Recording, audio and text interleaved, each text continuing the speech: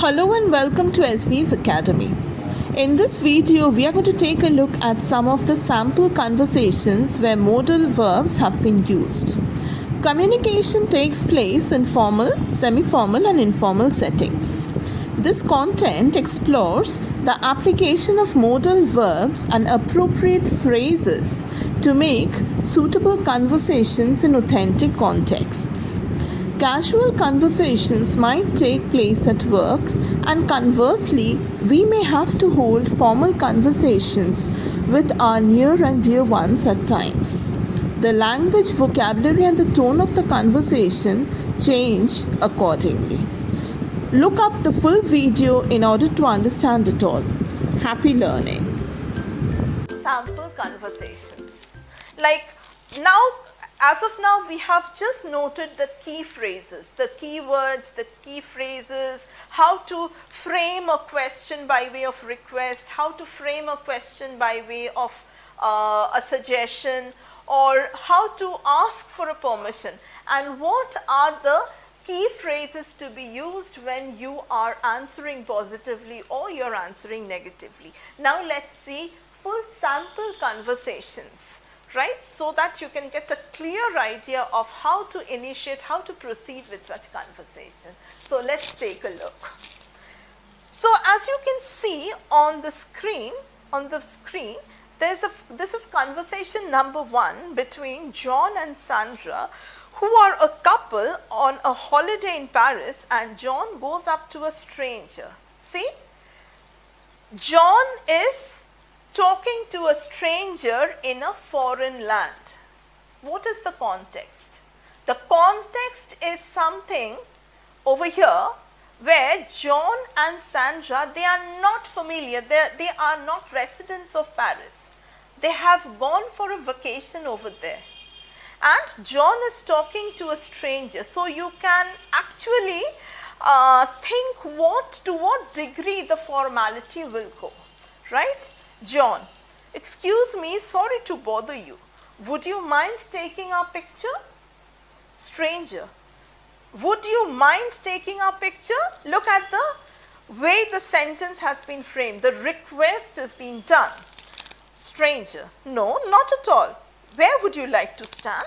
Sandra, here, fine, here's fine, in front of the Eiffel Tower.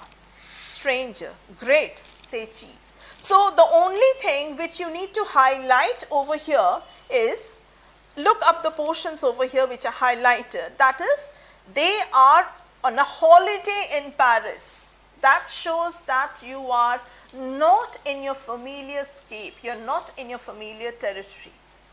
Right? So again, in a foreign land, you are talking to a stranger. So you can understand the degree of formality and politeness that you might have to maintain. So look at what the way in which John initiates the conversation. Excuse me, sorry to bother you. Would you mind taking our picture?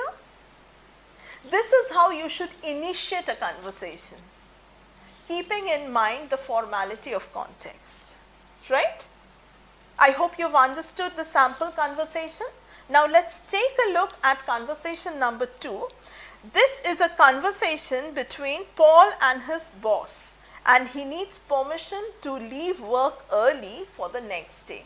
So, and the entire thing changes from, that holidaying mood in Paris to a very sober, somber, official atmosphere at office, right? And again, when the issue is permission to leave work early. So, this is quite a sensitive topic. Whenever you're asking for leave or whenever you're asking for permission to leave early for a day, it's not a very pleasant thing, right? Paul, Mr. Clark, hi Paul, is everything okay?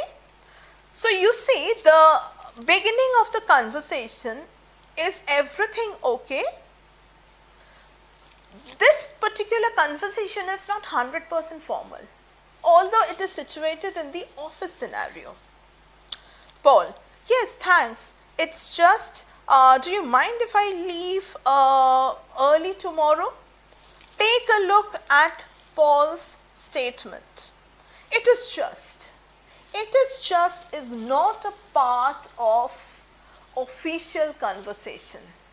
It is just, over here is a filler word, F-I-L-L-E-R, right? It's a filler word. It's a part of informal conversation. So you see, although the conversation is taking place in the office, the words, the sentence pattern, the approach that is used is not 100% formal. Would you mind if I leave early tomorrow? I need to take my sister to the airport. No, of course not. That's fine. Thanks. So you find the conversation, although it's taking place in the office, it is a semi-formal tone. It has a semi-formal tone. So you see that you cannot really place conversation in a very watertight compartments, right? It can happen that even in office we can have casual conversations, or there are times even at home with our parents we may have very serious and formal conversation depending on the topic that is being raised, right? Next we have conversation number 3. Harry needs to make a call but his phone battery is flat. He's with his friend Bill. Harry, oh no, my phone is dead. Is it okay if I use yours to phone Carol? Look, there is a genuine friendliness and casual behavior involved over here, which is reflected in the casual conversation.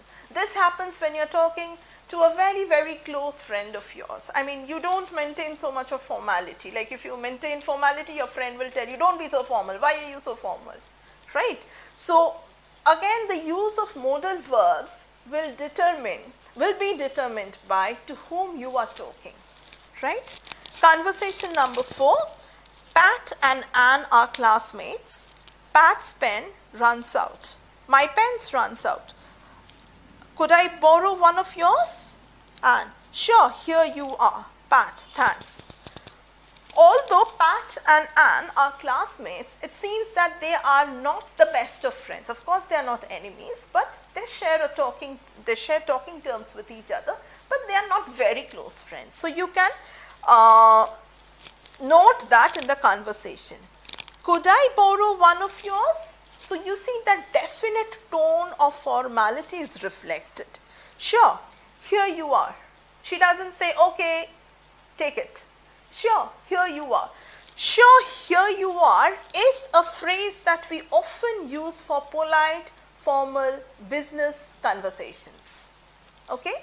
So here we have taken a look at some of the sample conversation, and I believe you have got an idea how to make conversation using modal verbs, and henceforth you will be able to use them when you are making conversations with your teacher, with your friends, or if you are asked to write out a dialogue based on a formal conversation.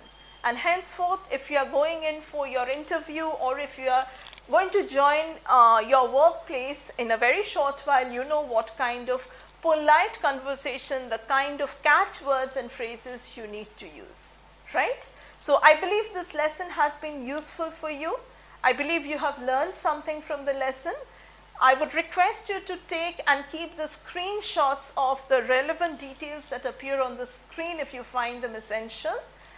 And with this, we come to the end of this lesson. Wish you all a very happy learning. Thank you. Thank you for watching the video. Subscribe to SB's Academy channel on YouTube for more such content. Follow SB's Academy's page on Facebook for SB's tips on grammar, vocabulary and communication skills in English. Don't forget to like and share the content. Leave your views in the comments and let us know what else would you like us to cover here. Happy learning.